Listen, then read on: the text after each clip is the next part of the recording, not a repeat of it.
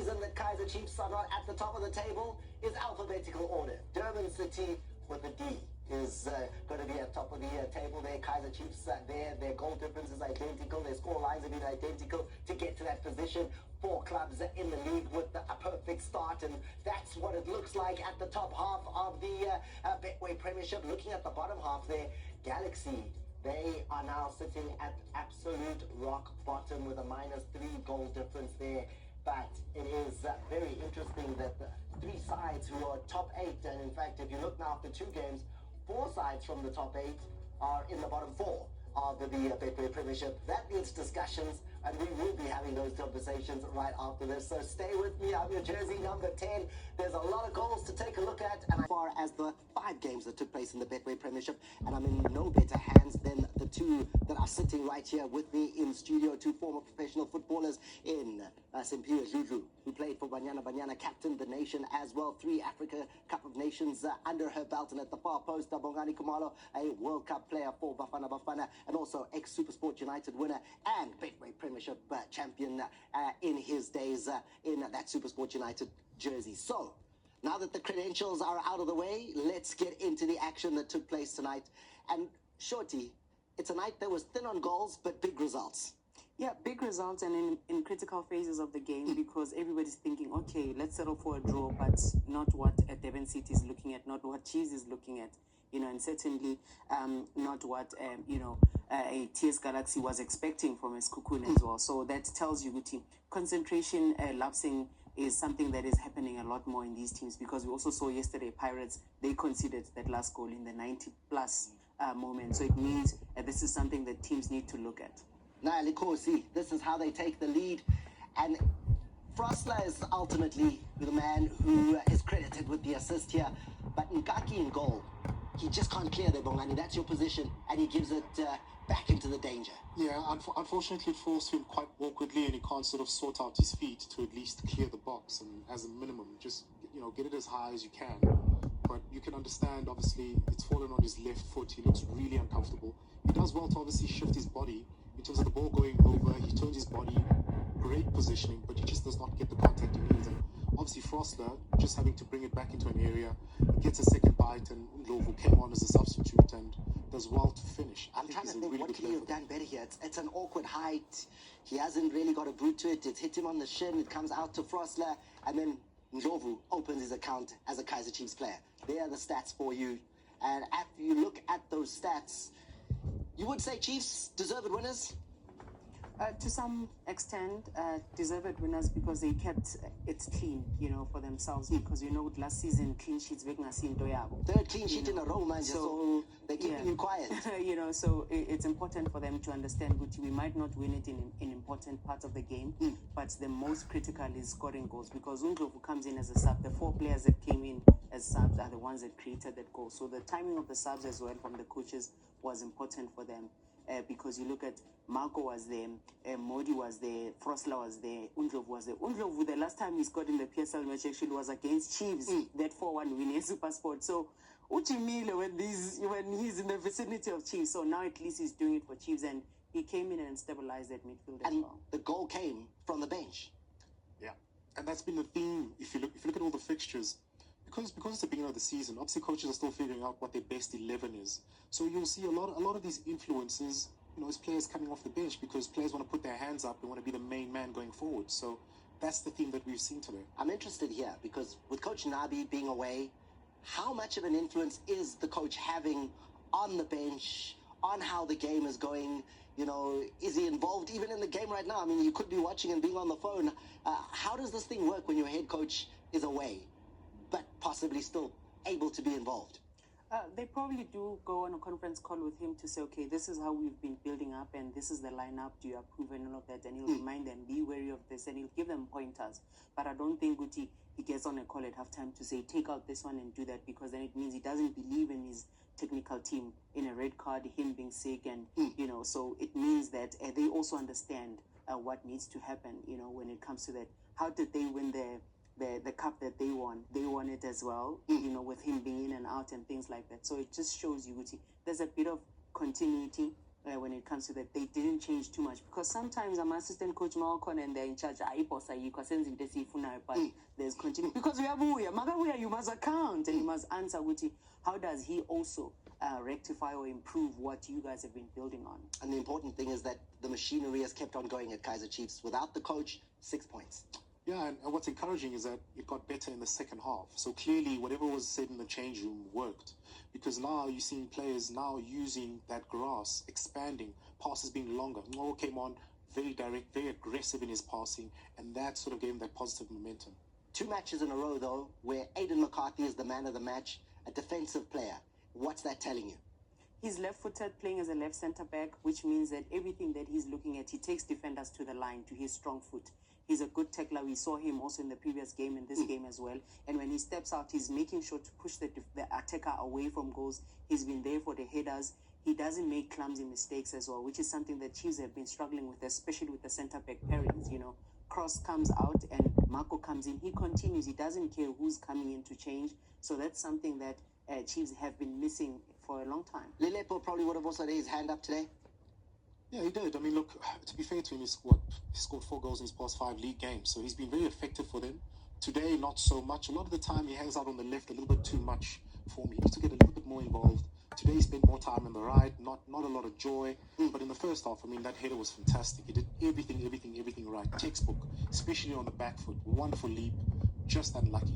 Seeing Kaizer Chiefs where they are after 2 games, good for South African football. That's the sentiment that in football everyone has. It's very good. It's very good, but it's important, you know, for players to keep their feet on the ground. It's a long season. It's not a cup competition. So as much as there's joy and there's ease in terms of how they've started, there's still a lot of work to be done, if you're honest. The performances against Stellenbosch, that wasn't a great performance, but a wonderful result. Today, first half, not great. Second half, a lot better.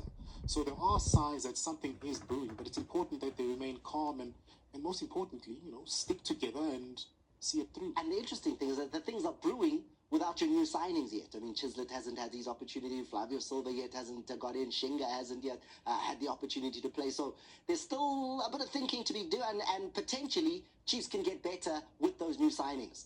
Remember, they also didn't get rid of a lot of their players, so they're building on top of the squad that they had, because when Coach Nabi came in, he was trying to rebuild what Kaizer Chiefs is as a giant, you know, so you don't come in and try to rebuild every season with new players coming in, because you're still building a winning culture of Kaizer Chiefs. So that cup win for them gave them the strength to show them we can actually do this as much as, and they played the big guns. They beat Pirates, they beat Sundowns, they beat all the big teams. So that tells you, they're a team that is able to build on something concrete, and it's wise for them not to be chopping and changing where else they are building a culture of winning. Bongs, when you look at the league and a potential assault on a league title for Kaizer Chiefs this season, or a really good finish for them, good or bad that they're not playing this weekend when it comes to the MTN8?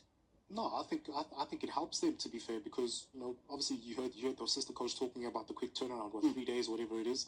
So now, you know, you can go into the weekend break calm. There's no pressure. You got things to build on. You can work on things. You can get better. And most importantly, your players can just claw back a little bit of confidence, because last season did not go well at all.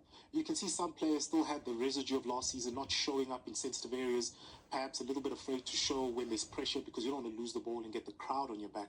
So all of these things now start to fall away, rebuild the confidence, rebuild the club.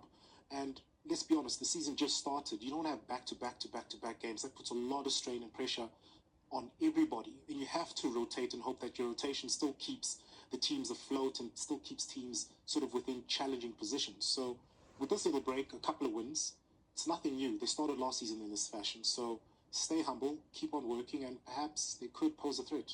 And I'm also loving what you guys are saying on hashtag SSDski. The glory days are back. I just saw that tweet come through. And I'm looking here at this one that says, give us our league. This one belongs to Naturina. They're not waiting for you. They're not, Shorty, they're not waiting. They're not waiting for, no, give us 5 games. People are crowning themselves champions already. Enjoy it whilst it still lasts, and continue building on that joy, because they had a tough season, a tough couple of years. You know, taking more than 9 years for you to win a cup.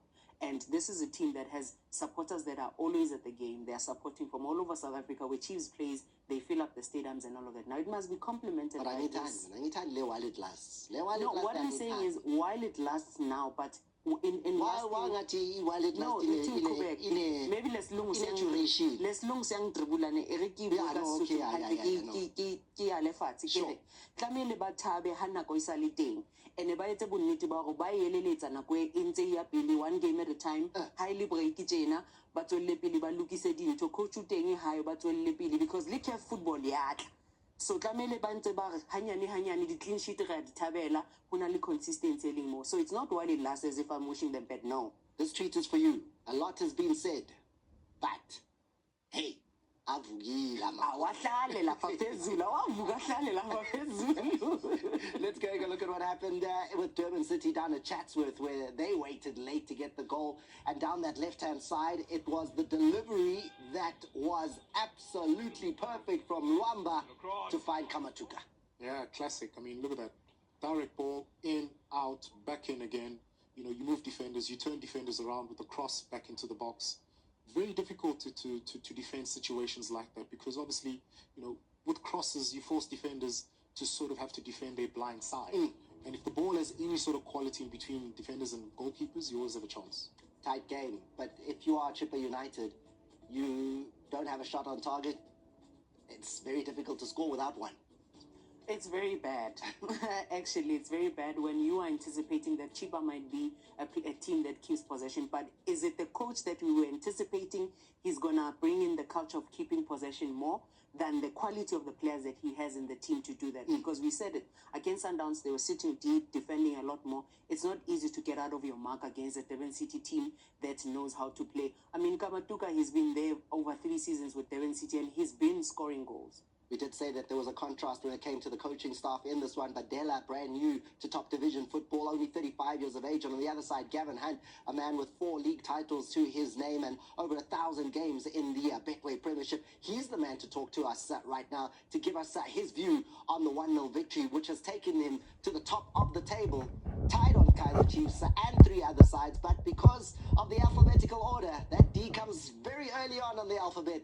They're top of the log. Coach, another win for your side. How proud are you of the boys this evening? Well, I mean, you know, it was a hell of it's a fight, you know. You don't expect that from a chipper with the way they want to play. I mean, it's a fight, you know. It was a battle. It was a real second ball game. They're knocking it long all the time and then playing off that. And so we had to take care of it, and they're closing us down at 100 miles an hour. So you got to give them credit, you know what I'm saying?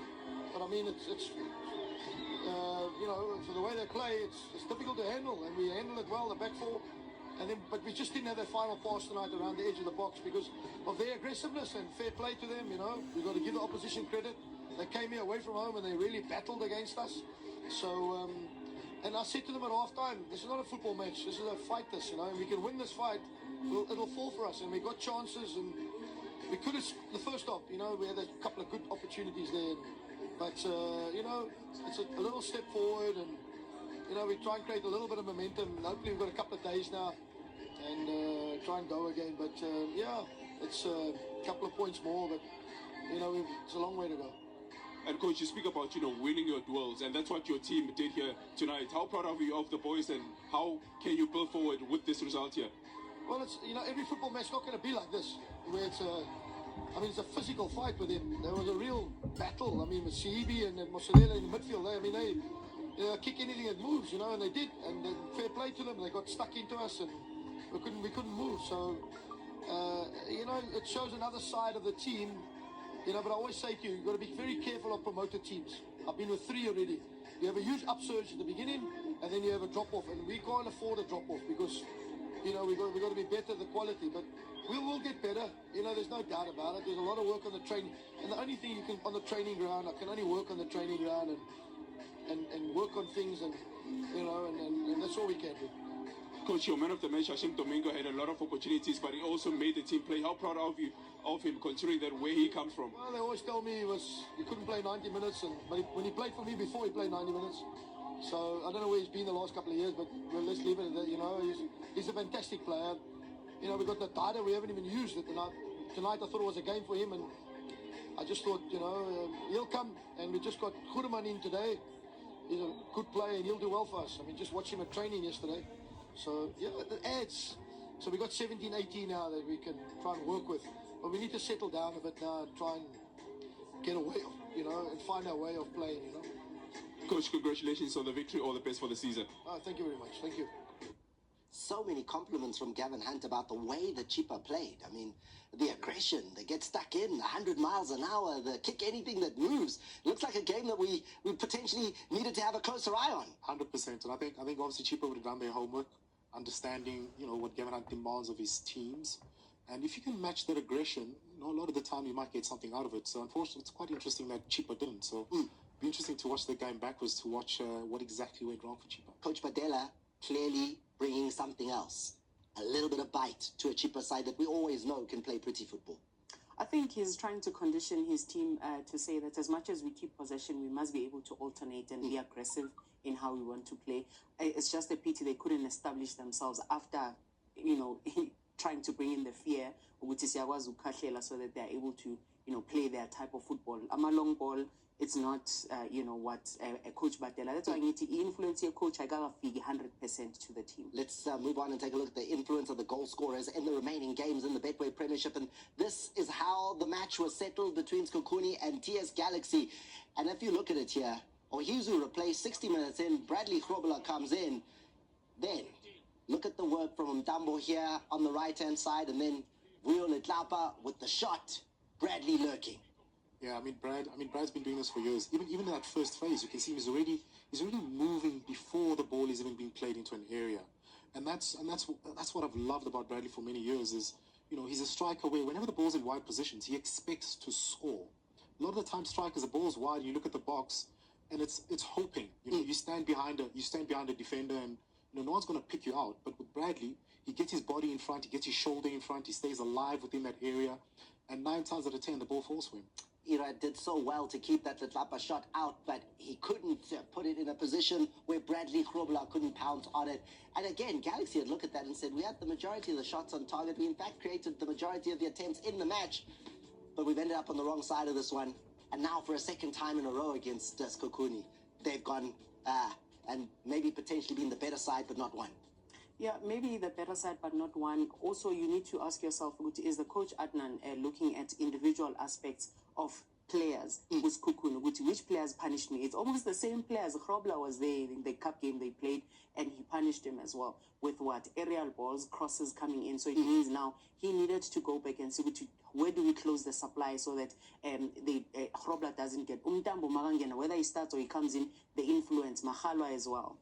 Proving to be important, Bradley Grobler for Skokuni. They need to keep him fit. Yeah, look, if he stays fit, you're going to get goals. And obviously he's come on as a sub as well, so it's quite interesting that, obviously, something TS Galaxy, to be fair, let him go, because there was contact. As soon as the ball goes wide, there was contact on him, if you watch it play again. But off the goalkeeper, rebound, that makes it really, really difficult. But, he's a goal poacher, and he's been doing it for many, many years, and he'll probably get double figures should he stay fit again. Busy over the weekend, Shorty, Skokuni. Yeah, busy over the weekend. And you look at them, they're a team that is sure of their football. And Eric Tinkler is also, But is there a squad that can carry this much football? They've now played MTN8, then they've had a couple of league games, now they're back in the They MTN8. have the template. I think they have the template because they also played Confederation football as well, even the previous season, and they finished in the top 4. They almost finished third, narrowly lost out to Stellenbosch, which means with Signet template corner, the changes did not come too many. So there's stability corner Lapan. Now, if you're a lover of fantastic strikes, this one is a nominee for goal of the season already. Take a look at the new man. He's just come into the squad. His work permit has been allowed. Junior Dion Tata. What a finish. It's a good striker. That's a pure example of what it feels like to get your laces fully behind the ball and mean it. And again, strikers that move when the ball is in the air. Look, he comes from an offside position as the ball's traveling, gets himself onside, under the ball, and once it falls for him, he expects it to fall in that area. Clear conviction in his finish. He's coming out. He half has his back against the ball there when he's coming out, thinking, then when he turns, What is that? A striker knows that the goals don't move. It's the ball and the people that are moving. So him understanding Guti and how he comes out, he's not sprinting and all of that. He's just re-establishing a position of power, which is good. Look at 15 attempts, but only 2 on target. And then Ngapa, Golden Arrows, 2 attempts, 1 in the back of the net. The only shot that mattered the most, it's that one. And what a strike. An important goal for Coach Mangoba. Important goal for him because he trickled with the squad in the previous match because it's the first game. He wanted to see what would happen against Siwelele and he didn't profit as much. He went back to say, I need a top striker that's going to be there to be a reference point who can go up aerially, who can be, against the defenders because he knows Guti, Ahmad defenders where Richards Bay, they are lucky as well, and they're not as compatible. So he needed to bring in a reference point, Defananai, because Golden Arrows has a true to them, which they always look for good strikers. Nox Mutilizwa, Maputi Kanyeza, those are the strikers that are always in that team. Now the football doesn't end. Yes, the Betway Premiership is over. Thank you very much, Bongs. Thank you very much, Shorty. But there